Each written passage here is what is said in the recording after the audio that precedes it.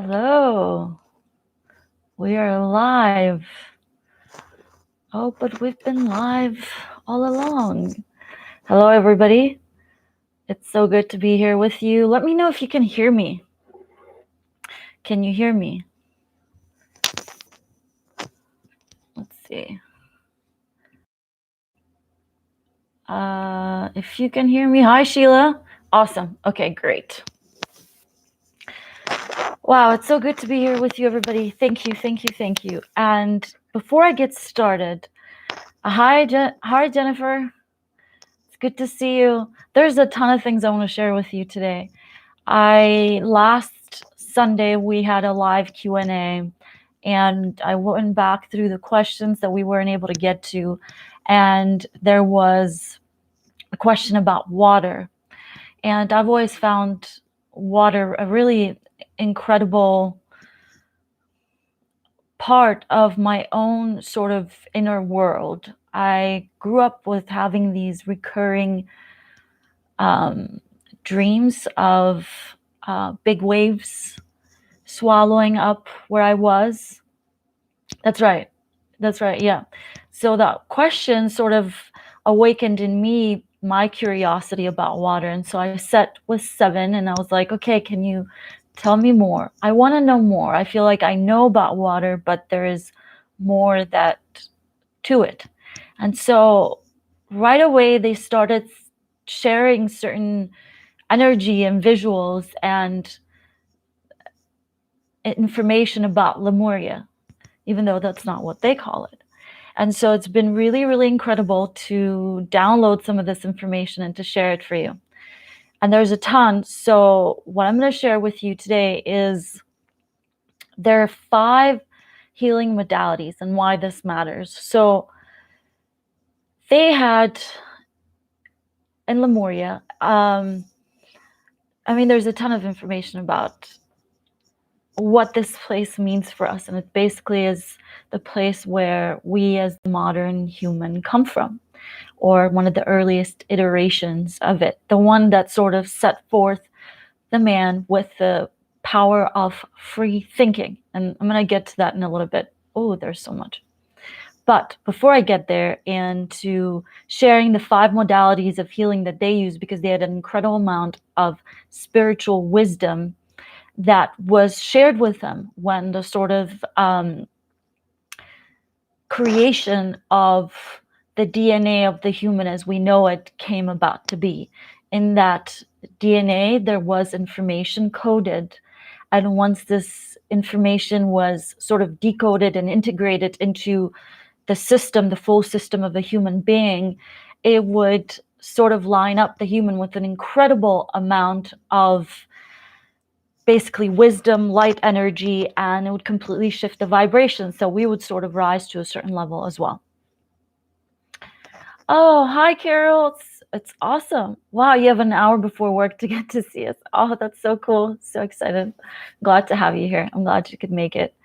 And so before I get into all that, I just want to again thank you all, and really so grateful for everything that we get to share and experience in this physical reality and beyond.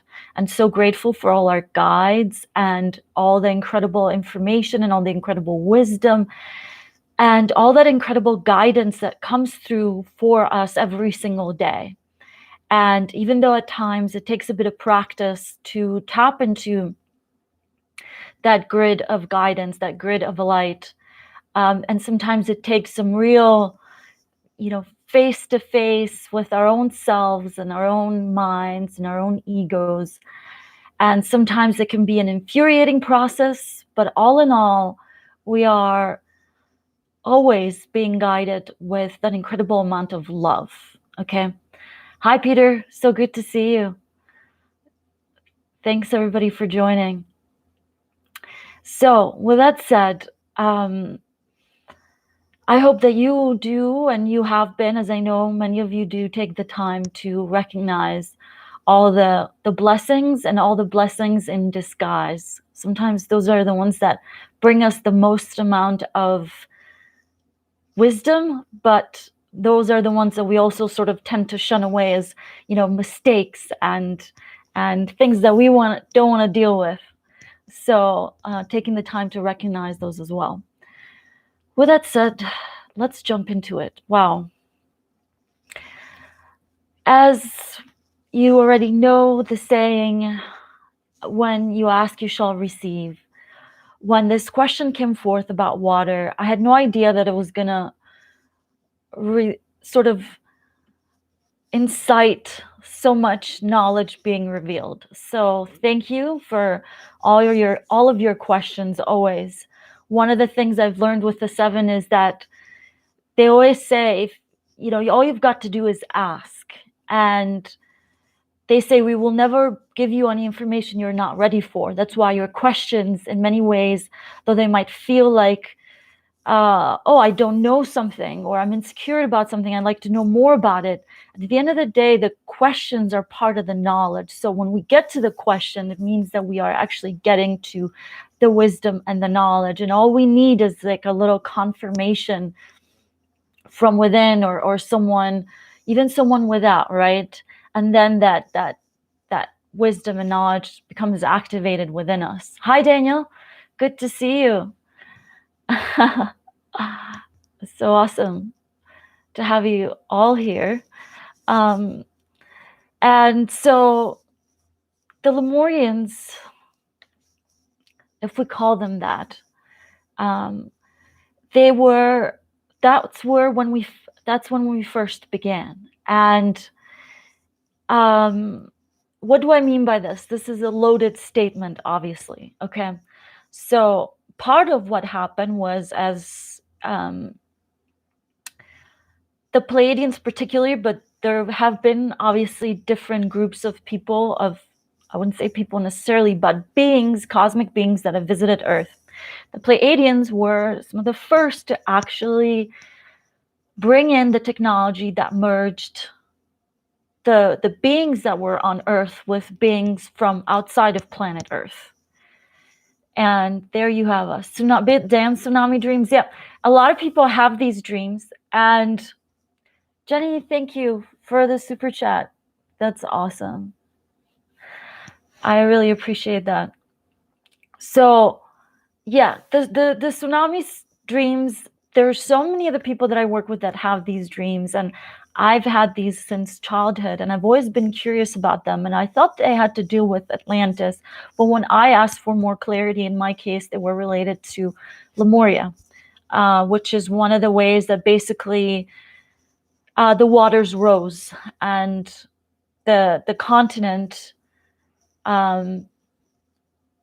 basically submerged underwater, but there were Lemurians that did survive. And that's how a lot of the spiritual knowledge that has been shared with humans. So to go back to before Lemuria was underwater, when it was at its sort of highest level of evolution, had a lot of incredible spiritual technology. Now, here's the thing that they've shared with me, the Pleiadians and the 7 have shared with me. They said that when they first saw planet Earth, it had its own vibration, and it is different than the vibration that it has now. And what they say they can see, just like, let's say we see certain colors and certain movements, certain animals can see, heat, right? They can sense heat. They say that they can see energy grids. They can see vibration. It sort of is mapped out for them. It's not like us where we constantly questioning ourselves, or is it real or is it not? They visually see it. Just like, let's say I see this mug of coffee. It's very clear to me, right? So in the same way, they see energy grids, and they could see the energy grid of planet Earth. And what was interesting is that they knew the amount of time that they had available, they could be on planet Earth. So they knew that in order for them to sort of, because they, like we do, had a desire to expand. So they saw planet Earth and they thought, this is a beautiful place. We'd like to create, so somehow be here. But because of how they are physically, they couldn't be here in their pure form. They sort of had a limited amount of time. And now different cosmic beings, races, creatures, however you want to call them, have come to planet Earth with different with different missions, all right? And there have been cosmic beings that have came to Earth with the mission of simply seeing what resources we had. And obviously, all of the beings that have come in because of the ability to, first of all, to travel and to even arrive at a place like planet Earth, but also with the ability to interact with that environment, all right? Because if you can't interact with the environment at all, you can't be there. But they were limited in how much they could interact with that environment, and that's how they used their technology to bring about a being that could live on planet Earth and continue to expand on planet Earth, as well as a being that had components of who they were and their DNA and of information and their knowledge and their wisdom. And so there were experiments that went on. And one of the things, basically, I'm going to fast forward a little bit because this is what I want to focus on today, which is the healing modalities that they used during that time that are still very effective for us to some degree. There are limitations because of where the vibration of planet Earth is now and what's been activated versus the change in that vibration, what that would activate. So Jennifer says, I used to dream of an underwater sand cave. Sheila says, I have so many water dreams. Once a wave came in and swished over me in a cleansing way. I woke up gargling. Oh, wow. Yeah. Those are amazing. And there's a double meaning to them, actually. There's one that is connected, hello, to our, like a messenger dream, and then there's a memory dream. A messenger dream is when our memory from this lifetime and past lifetimes is utilized to symbolically set us and to help us, to bring us wisdom and to help us go in a direction that we've been wanting to go. Va aqui pro. Que onda? Tudo bem? Tudo bien. Carol says, I sent you a gift. I hope you receive it. It's the first time I've done this process. Oh, thanks so much, Carol. I really appreciate that. I really appreciate you guys' gifts and sharing your abundance. It really means a lot. Thank you for being here and sharing in this information. And I hope that by the end of this, and I know that by the end of this, a lot of you will sort of, I think, have received some of the confirmation that you might have been looking for, whether you were or are aware of it or not. Because I know for me, this has been incredibly transformative, and I didn't realize there would be so much in it. Okay, so here are the ways that they used to maintain a certain vibration of planet Earth at the time. Now, there are a few things going on for them that are a little bit different for us, but the spiritual technology that they carried also had in it the information necessary that we can integrate within ourselves to gain the wisdom as well, to maintain a certain I don't want to say just quality of life, because that feels very 3D, but a certain vibration that allows us to experience more and more of the planet. Because this is something that was very important during that time. There was a deeper integration with the planet as it was. Part of this, of course, was because the technology they had at the time was not as sort of rough as the technology we have now. Like, we have good technology, but it's pretty sort of still very toxic in the physical sense. There is a lot that must be done in order to generate a certain amount of power. They had a lot more clean power. They had a lot more harmony sort of on planet Earth, meaning the Earth was heating and cooling. It was doing its process, but there was just a different vibration. Just where the Earth was also evolutionary, there was just a different vibration. And so it was, sort of say, in some ways a bit easier to maintain in that vibration. But it also, what they were sharing me, was also goes to show on the power that that consciousness has in the also evolution of not just us as humans, but also of planet Earth and Mother Nature.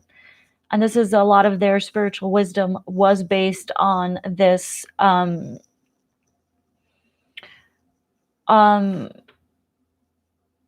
this technology. Okay, so light, sound, breath, plants, crystals, and sexual energy. These are all different forms in which energy is manifested that they used to heal, to regenerate, to maintain a certain vibration. But here's the key, and this is what was really interesting. The sexual part of it came a little bit later, as they started to continue to evolve the spiritual technology that was handed down by the Pleiadians. And what happened is, as they took this wisdom and knowledge and continued to evolve it, they continued to expand it and they continued to experiment. And then, because of free will, there was basically, and this is what the other species have realized, but especially the Pleiadian, there was a mutation in thought. And basically, the human being that was there had this sort of ability, for better or worse, to mutate and to expand the thought in infinite directions. All right. And because Source doesn't judge, it allowed for this thought to expand in so many different directions. And some of the energy forms, including the sexual energy form that was used to maintain a certain vibration, was also used to kind of warp and sort of shift this vibration, not necessarily in a way that was beneficial for all humans. And so there were two areas. This is when you look at Atlantis and Lemuria, of both technology and sexuality that got out of hand, and then sort of kind of tipped the balance a little bit because of how these sort of shift energy. All right, because energy is pure. It's the thought, the intention, and the way in which we move with it that begins to manifest it in the physical life. And so light. Okay, so this is something that Carol says, the energy in Australia is changing. The light is growing. Yeah, it's really interesting, because this is what this new age is about, is that this grid of light and higher vibration has been activated again. That's why we're seeing a lot of these shifts, and it's really, really exciting, because we are sort of, did they seduce some reptilians? Okay, I want to come back to this reptilian thing. But the thing is that the reptilians, they brought in some of their sort of knowledge that is also programmed in our DNA. Okay, and I don't know, a lot of people have this idea of seeing the reptilians as something really terrible, and they earth, and they control the earth. But the thing is that we do contain this incredible information in our DNA, and so much of spiritual application. I don't want to mean just wisdom and knowledge, because that can be very mind focused, but when we really integrate spiritual wisdom, we begin to activate this information within us, and it sort of overrides whatever the reptilians programmed in human DNA. All right, so this is the interesting thing, because I've been asking about this. We're all divine light warriors. Absolutely. Divine. We are divine beings of lights, vibrational frequencies of light, says. Absolutely. And this is the incredible thing. We are light. And so their spiritual technology was that it understood that when a human comes into this physical environment with all its programming, right? Because we all been programmed in different ways. There's the general human DNA, and then there's the programming, and then there's the cultural programming that we all receive in whatever environment we're in. And this programming can be physical, it could be in terms of our intellect, and it doesn't mean that one sort of programming is better than the other. It's just different, right? So anyways, we were at a certain level, and the spiritual practices that were present there were to recognize that the human would come in, and it could, because of the way that thought mutated as a human expanded, because we at some point ended up with free will, and this is really, really interesting, another sort of live altogether. So because of this, we would sort of come in hypnotized into a dream. Now, when you lived in a place like Lemuria at its height, when there was a lot of this spiritual technology, and there was a lot of balance, and there was a lot of dedication and discipline and practice in these spiritual events. They weren't just, and they were both group and individual like. So this is sort of before organized religion sort of came to be, right? So this is where humans were, there was this sense of free thinking and free being. But at the same time, they realized that through the mutation of thought, humans would begin to distort the light that was coming in. And when they began to distort the light that was coming in, their perceptions started changing and they couldn't really see with full clarity. And that's when they would begin to sort of a lot of their vibration would be seized by any sort of frequency in the universe. And the universe has a ton of frequencies, right? Like, and every sort of race has its own frequency. And I mean this like outside, like alien races, right? The reptilians have their own frequency, right? The Pleiadians have their own frequency. Arcturians have their own frequency. But they notice that if every being sort of goes through this spiritual process, they are able to clean the distortion, right? And to create clear channels, right? Clear channels of receiving energy. And when they did that, their vibration would eventually, obviously, it would be a constant shift of vibration, but then they would be at a certain vibration where they would activate a fuller awareness of being, and compassion would grow and love would grow, right? So it sounds all great. However, and so they continue to expand all of this, but not everything that not all the ways in which it evolved, the spiritual technology evolved, it was not always used to help the evolution of spirit. And oftentimes it was used just to simply be like, oh, what happens when we go here? And the thing is, because humans have free will, right? And we are not judged by source, everything came about to be. But a lot of the spiritual wisdom was to allow the human to align with the highest vibration possible, okay? There is negative and positive in all species, absolutely. And so the spiritual process, during the spiritual process, sound was a big part of maintaining, not just during the spiritual process, but just life there in general. Sound was huge. They didn't have language like we have language, right? Where we speak words and it's different words for each nation. Their language was more telepathic and it was more sound-based, meaning, I don't know if you, hi Dominic, have noticed, but I'm sure you have noticed that when you hear certain languages, when you hear certain words, when you hear certain songs, when you hear certain sounds, they make you feel a certain way versus other things. So we would be able, harmonic frequency, yes, Alicia Rose says harmonic frequency. Yeah, so the interesting thing with this harmonic frequency is that they understood the power of it. The knowledge was shared with them already that there was a grid of this frequency already on planet Earth and how to stay as attuned to that as possible. And a lot of the wisdom that was shared was about how to maintain this attunement. And part of it was this wisdom of the mind, of clearing the mind, right? And of understanding the different aspects of the mind.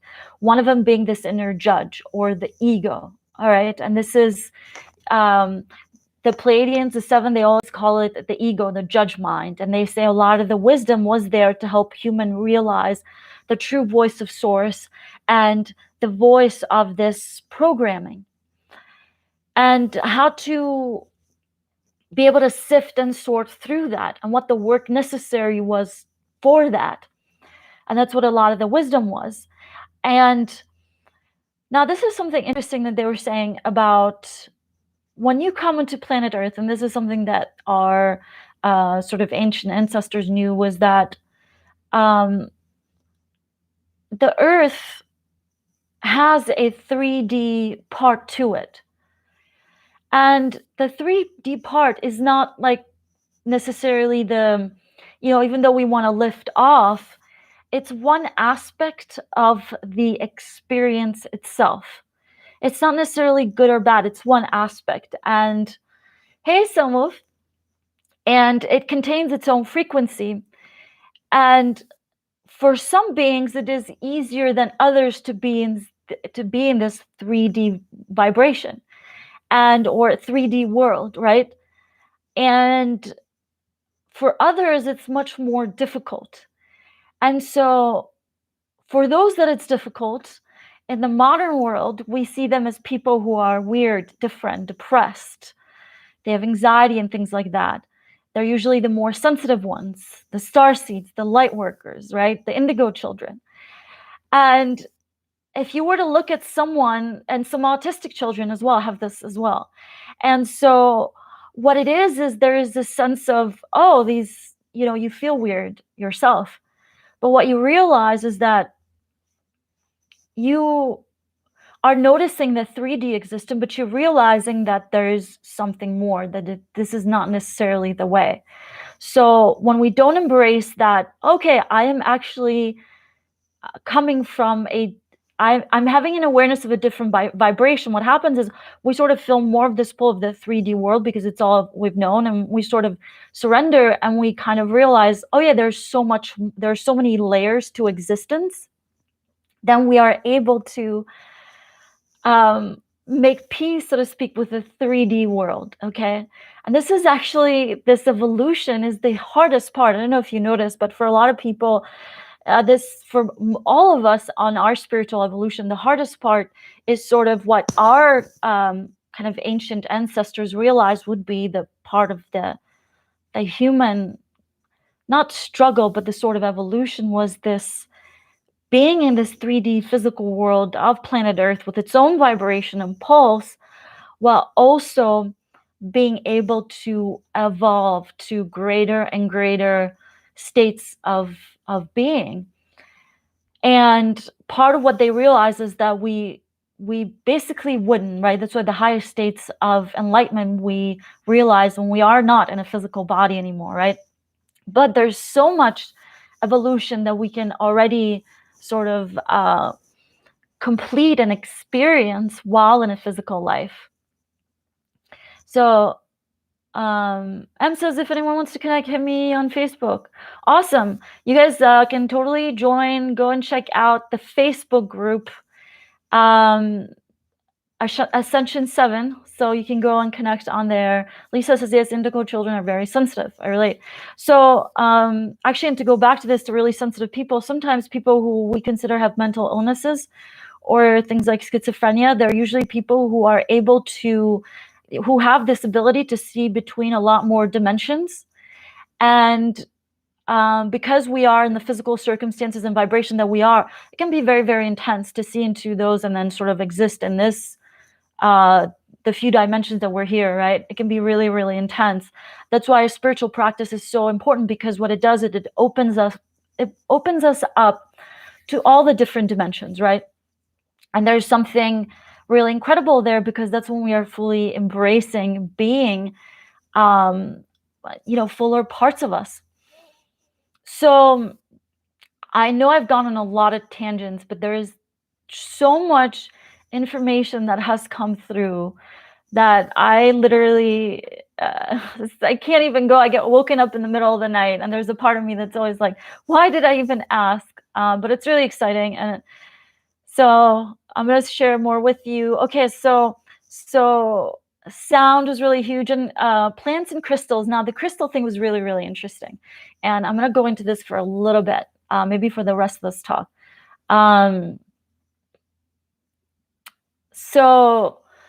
And guys, I am launching a website soon, so we can connect on there, not just on social media. All right, so crystals. Here's the interesting thing with crystals, because they have power, but they are not activated. First of all, the vibration of the earth is different, but it's switching up, all right? So there's going to be a lot more activation of crystals all throughout planet earth that will start happening soon. But this is not the crystals that we have mined. The most activated crystals, or the first ones that will be activated, are the crystals that are still in the core of the earth, or as close to sort of in their raw environment as possible. Now, during Lemurian times, all the crystals were activated. That was an incredible thing about where the vibration of the earth was, right? That was so tantalizing and so tasty for all these other beings outside of planet Earth, because it had these incredible crystals, and it had some metals that, obviously gold, but other things that were completely mined out of planet Earth, okay? They're not even here anymore. And also things that we have yet to discover that are closer to the core of the earth. So crystals are really awesome because they have they're really incredible. They're really interesting, because back in the day, they were sort of like mini computers. They're like little like storage memory drives, all right? And they're very but they have like an internal purification system, okay? And it's the most incredible purification of energy. What does this mean? That's why even now we're so insanely drawn to them, even though we're like, is it doing anything, right? So they have an incredible purification system within them, meaning, for example, if you put a crystal in the sun, you're charging it, and it's receiving all this incredible downloaded cosmic wisdom. Now, wisdom as we know it, a lot of us know wisdom as chat, words, right? But real wisdom is pure energy, pure beingness. And we cannot understand it with our minds. We can open our hearts to it, and we can really integrate it into our being. So this is what crystals were able to download. And this information was incredibly transformative, meaning it could heal diseases. It could help thought mutations, meaning it could change your vibration.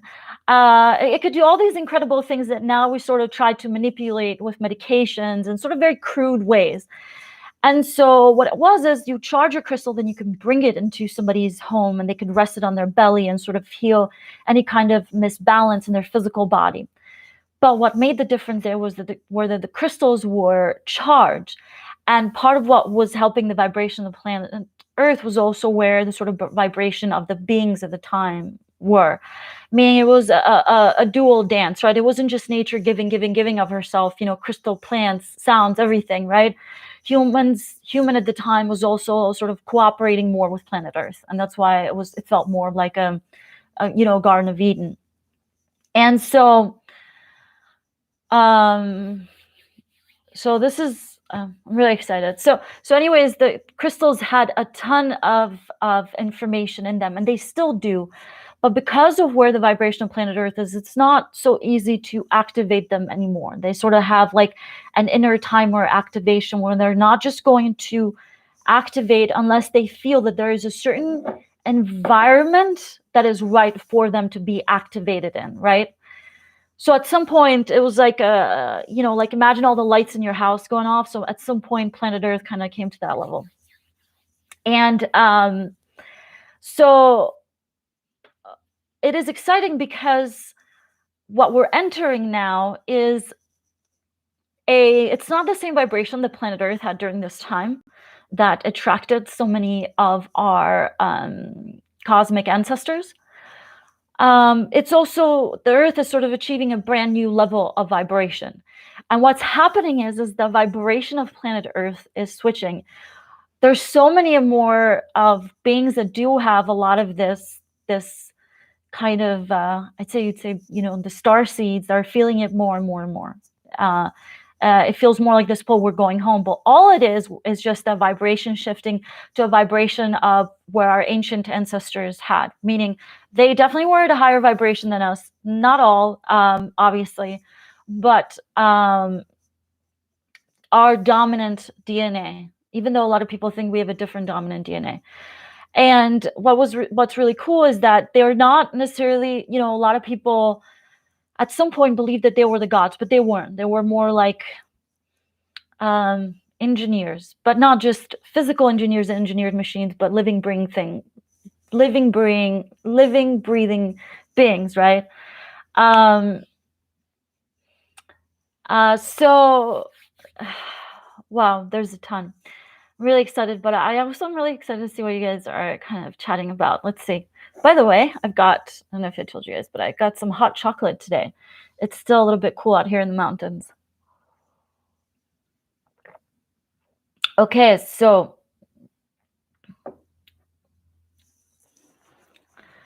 Carol says she's gonna be late for work. Oh, raspberry latte. Oh my goodness, that sounds really good. That sounds really good. All right, guys. I know I've been downloading a lot of information. It's a ton, and rain and water. So, okay, so we've been talking about crystals, talking about water. So, okay, water. So, water, where the water was a huge contributor to the vibration of the planet, as we know now it is as well. That's why so many people are realizing, oh wait, it's kind of strange that we are filling the waters with a lot of plastic, and we're basically like shifting, kind of contributing to the shift of that vibration of the water. Okay, so water is a big part of their spiritual practice, because it obviously, as it is now, right, we realize the power of the water. But water was a big part also of our spiritual evolution, not just symbolically, but also physically, meaning our bodies are mostly made of water, right? So there's a lot of water in there. And then there is how sort of water is like crystal, okay? It also holds a lot of information, okay? It also holds a lot more wisdom than we give it credit for, okay? It really helps us in sort of activating those parts of our DNA that allows us to access a lot more of this information. And so symbolically, we know water from some religious practices, but back then water was a massive part of how we also spent our time. And water had a vibration, and water still is more activated than crystals. Let's say crystals hold about a really, really small percentage of the same activation they had. Maybe I'd say 0.05%, if that, right? Water still holds more vibration, okay? And water and light hold a little bit more activated vibration. What do I mean by this? Meaning it can still, we can still program it more easily than, let's say, we would be able to program a crystal right now. And the thing with water is that the cool thing about it is that it's very responsive, okay? It's very, very responsive. And what do I mean by this? Meaning it responds to our thoughts. It responds to where we are feeling, right? And when it goes into our physical bodies, it also is sort of bringing balance to the physical body, right? It's sort of figuring out, like, intuitively, where am I most needed, right? And we don't really think about these little things. We don't think about how what our body is doing, right? It holds a charge, absolutely. Water holds a charge. Water holds a charge. Now, light also holds a massive charge, even greater than water, right? And we feel this in the sun. The sun is very, very powerful, and that's why the Earth has continued to evolve, and that's contributing a ton. The light energy to the evolution of planet Earth, right? That's what we call the sun. The sun children of the sun, or there have been so many sort of spiritual practices or groups that mention the sun because the light has the strongest vibration. Now, when we are in a heightened vibration, like when our ancient ancestors were here, all these other things like crystals and sound, all these things were a lot more activated, meaning their vibration was a lot more activated. So the vibration was definitely higher. For them, it was as soon as the vibration of planet Earth sort of hit a certain place, they had to leave. Okay, and we sort of in a way genetically were very influenced by them. We sort of brought up about this shifting of the vibration of the whole planet Earth, not just Mother Earth. She had her own vibration, but we also, as we populated more and more, we realized like we, even before then, we had so much power over the vibration of planet Earth. And that was sort of like the fall from grace, right? Because we realized that we had free will, we could think about anything. So why not think about crazy stuff, right? And we didn't realize that you can just think about something, it would manifest, right? And that's why even from the earlier texts or that we have of, let's say even in the Bible, there's a lot of this, wisdom that is basically aiding us to sort of align our thinking and feeling and being at a certain level where we are maintaining a certain vibration, right? Because the vibration is when we activate more of our DNA. When we do that, we raise basically the state of where we are, and then from there we'll receive more information. It's an upward cycle, right? Ascension. So many good stuff, so many good stuff. And so, wow, it's coming through as I share it with you. It's like literally opening a huge portal, and it's just coming and coming. All right, so I'm gonna take a breather here and a sip of this hot chocolate. All right, and water fasting saved my life, says Daniel. Yeah, water is incredible. Daniel says a great cancer cure. Absolutely. It's very frightening for us now because of how we have evolved physically to just think of, oh, I'm just going to drink water or just be, breathe, right? So at that time, this was possible. This was part of the spiritual practice. When I'm talking about spiritual practice, guys, it wasn't just people getting around chanting and dancing around naked and happily. There were some really intense spiritual practices that really just were about shaking where the human was in whatever hypnotic state, right? Because that's how the human could see, wow, I have so much power already through my thinking and feeling, okay?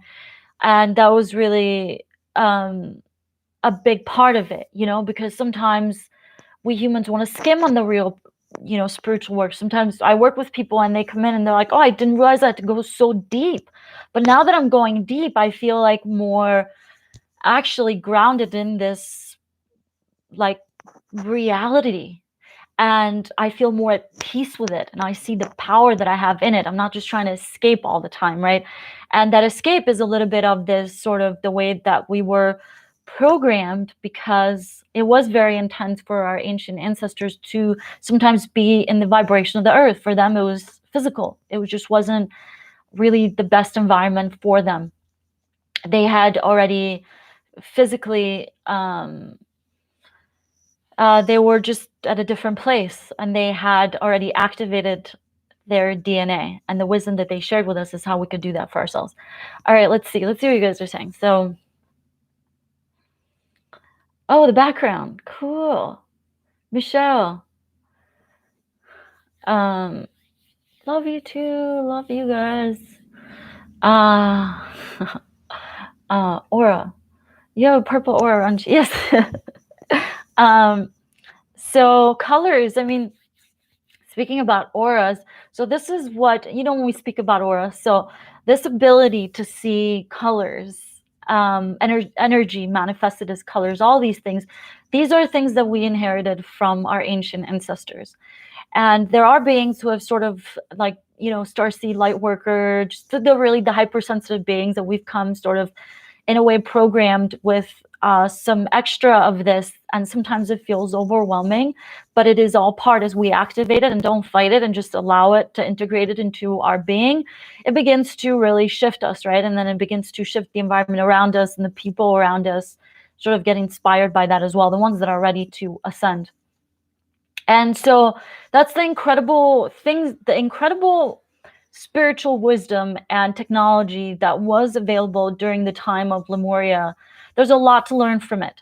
And I've been sharing with you guys fragments of it because That's just, there's too much information, and I'm not sort of sitting there and sifting through it. I'm allowing it to come as it comes, because I think it's really, really important. And that's why we are yearning for more. That's why we are yearning for how to unlock this wisdom within us, because we know that that is the way to making the powerful shifts within ourselves and the environment around us. Now, one thing with the Pleiadian DNA, the sort of the splicing and the engineering that they did, there was always a sort of, they had a reference for source, right? And that is something that we sort of, we have as well, right? And Carol says she has to go, she has to work. Oh, okay. Well, you enjoy your time, Carol, and we will see you again, I know, next Sunday. And remember to have fun. Have so much fun at work. And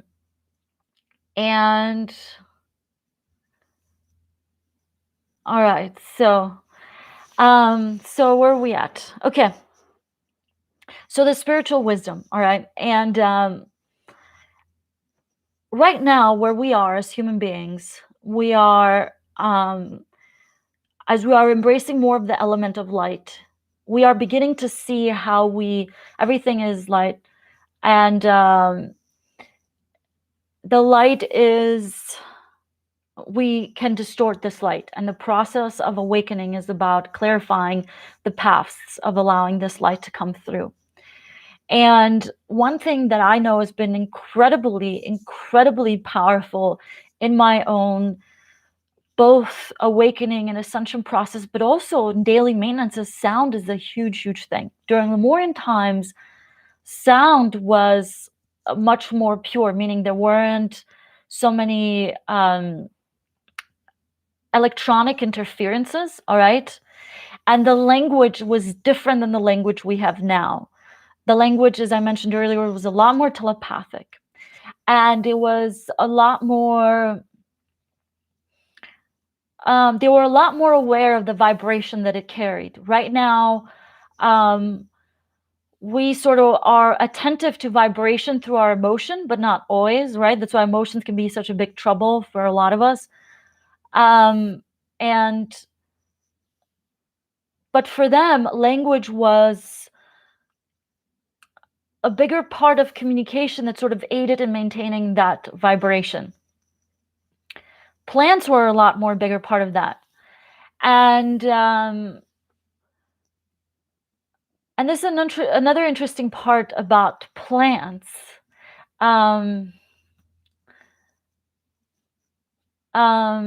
Yeah, so Sheila says, here you go, Larry, you had questioned on FB about telepathy. That's right.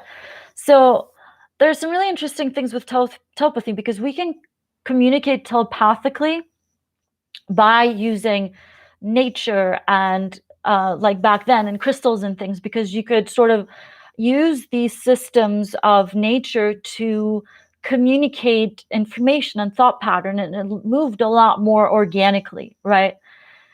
And as we sort of, the Atlanteans brought more of this technology and started integrating more and more of this left brain technology, this started shifting a little bit, all right? Now, not to say that as one is better than the other, but definitely when we are a lot more in tune with our environment and we are able to communicate, when you've had animals around or you have plants, you feel like they're listening to you. You're communicating vice versa, right? And when we are in those environments, telepathy tends to go up, even right now, right, where we are vibrationally. That's why we love to go into nature. And then we come in the city and we're so sort of overwhelmed by sirens and, electricity and certain lighting, right? And we sort of have to numb ourselves up to be able to exist, right? That's why for more starseeds, it's a little bit more difficult sometimes, like being in cities or being in these overwhelming environments. And so as we begin to shift, we begin to open up. we begin to sort of integrate more of these healing modalities into our lives. Absolutely. Sheila says, I have some abilities in this area. I can send messages and feel others' messages. I can read minds at times. I hate loud sounds. Yeah, absolutely. Because when we become more connected and more sensitive, and we don't sort of fight that part of us, we're able to tap into these more, and we're able to decipher the sounds better, right? And all of these things, all of these little sensibilities are, we're not raised to see the value in them, right? We're still raised with very much 3D, you know, the activation of our lower chakra, survival, and anything that satisfies that survival. But we're noticing that that's not enough, that we can have all the resources in the world, but we don't always feel at peace or attuned or harmonious. And we realize, oh, there's something more. There's something more. So what is this something more? And that's what sets us on a spiritual journey. That something more is not something that you can pay money and someone can give it to you, right? Like, give me a pill, give me a thing. It's an experience, right? Spiritual awakening, evolution, ascension is an experience, and it's meant to be like that. But it's not an experience, and this is where I'm going to go on the planned thing. Like I said, there's so much here, you guys, that about every topic that I've shared. I'm only sharing a bit of it because it's just too much coming in, but I will do another series on this. And so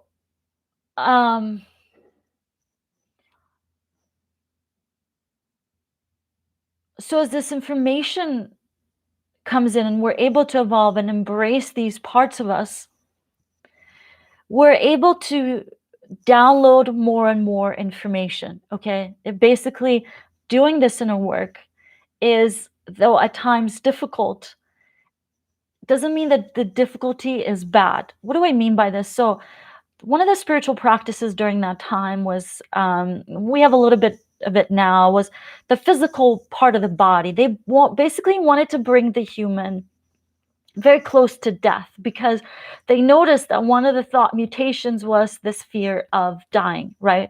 And part of it was programmed into us, like, okay, you're in a physical environment with other beings, and with, you know, nature sort of her own things that she's doing, so these are little indicators for you to know. But what happened is these thoughts started mutating. Instead of the fear just being something like, oh, I see a snake, okay, I'm going to avoid the snake, or I'm going to learn how to talk to the snake and communicate with it, so, you know, I can understand why it bites and all of that. What happened is these thoughts started mutating. So the spiritual practice was a way to line us up to this free being that was in harmony with the environment. But to get there, we had to learn certain things. We had to experience certain things. We sort of had to break apart from our conditioning. Okay. And we've all come, if we're coming to this physical environment, we sort of have a certain programming to allow us to live in this physical environment. Okay. And then we have other programming that allows us to evolve beyond the physical environment. All right. And so these two things sometimes feel like they are fighting each other, right? You know, the ego that is very much about survival is like, why do you want to look over there? What's over there? Why do you want to explore? And why do you want to expand? And why do you want to feel this sense of openness and connection with everything, right? You know, let's stay here, make sure that we have a roof over our heads, right? So that's a really big deal. And why it matters is because we are realizing that this sort of transformation has a lot more effect on our physical environment than just, you know, like having some kind of knowledge, right? It makes a deep transformation into human culture. And it is what is necessary to contribute to the shifting of the vibration of planet Earth. And even though our physical environment is different from what it was then there was a lot more harmony in terms of the connection between plants, animals, and human. and consciousness. And what's awesome now is that we are able to touch, to play, to experience these transformations ourselves. And there have been groups throughout human time that have held some of this knowledge, okay? But it's not for everyone, okay? Obviously, it's not for everyone. It's only for the people who sort of get it or feel a connection with it, just like anything, right? And so the thing that I want to sort of leave you guys with, because we've chatted for a while, is to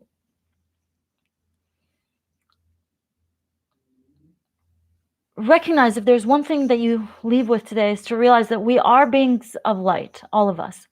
And we often tend to distort the pure light that is coming in with certain ideas and belief systems that we hold. And the beginning part of this spiritual process that existed at the time of Lemuria was to make the human being aware of this light existence and how to clean up their own vibration so they can be pure receivers of light. And that sets so many things in order for you, brings so much clarity for you. Even in modern day, it's not something that, you know, can only be practiced at a time where telepathy was possible. It is something that is possible for us now, and it begins with each one of us. With each one of us seeing that there is something greater, and it is constantly supporting us. It is constantly urging us. It is constantly offering to us a lot of love, a lot of wisdom, and it is available to all of us, okay? And no matter what we sort of listen and discover in this physical life, there's so much more that we have yet to discover. All right. And that's what the Pleiadians, they always say. They say this is, you know, the most exciting part. There's always so much to discover. And that state of even spiritual discovery is what is sort of the most beautiful place, because it allows us to be where we are while also open to more, right? This place of playful discovery, this place of fun exploration, this place of joy, you know? And to understand that sometimes fear, frustration, depression, all of these, they're part of the process of clearing up our energy channels and understanding better who we are, right? There's wisdom in the process, right? There's wisdom in that process. Sheila, thank you so much for the super chat. You see, I love these lives. It makes a very close connection with you and with each other. It brings it to a whole different level of experience. Absolutely. Absolutely. And thank you for connecting today. I know I shared a lot with you guys, and it was like a mosaic of information that's been coming through. There's a lot more that I want to share with you, but we'll also be back to the lives where we let the seven connect directly and they answer your questions. Again, thank you so, so much. And I really appreciate you. I really do. Thank you. It's so good to connect with the cosmic family. You know, we're all from different places, but in these moments, we're all together. Oh, thank you, Sheila. Sheila says, don't forget to like this video and share Charlie's YouTube channel. I cannot wait till the website comes. Yes, me too. I'm excited. Thank you so much, Sheila. Appreciate it. Thank you for being the moderator. Thank you, everybody. Whew. All right. I'm going to finish up this hot chocolate. Nivo says, thank you for all you do. Thank you. Thank you for being here and being a receiver of all this love and all these downloads. Awesome. Ralph says, I enjoyed it. Hugs. Hugs to you. Thanks, Nick. Sheila says, go get some rest. It feels like it. I literally have just been like, haven't even eaten all that much because when it comes, when it rains, it pours, as they say. All right, everybody, love you. Take care, all right? Remember that things are shifting and they're shifting quickly, and we've all chosen to be here at this time. Pisces, Venus, Lightworker, and a lot of us have had past lives in Lemuria. We are carriers of a lot of this spiritual wisdom, and it is sort of our kind of homework, so to speak, to activate this within ourselves. And as it becomes more activated in us, we can help usher it in more into the world. Says, see you all in the light. Yes. All right. Love you. Ciao.